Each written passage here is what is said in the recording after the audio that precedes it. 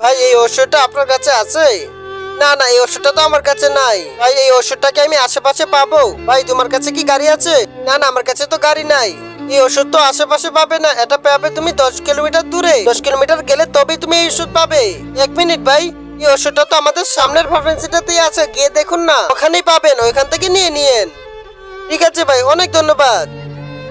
Sir এই ওষুধ তো আমাদের পাশের ফার্মেসিতেই পাওয়া যায়, আপনি কি জন্য ওকে 10 কিলোমিটার দূরে যেতে বললেন? আরে তুই জানোস না আমাদের পাশের ফার্মেসির লোকটার সাথে আমার ঝগড়া।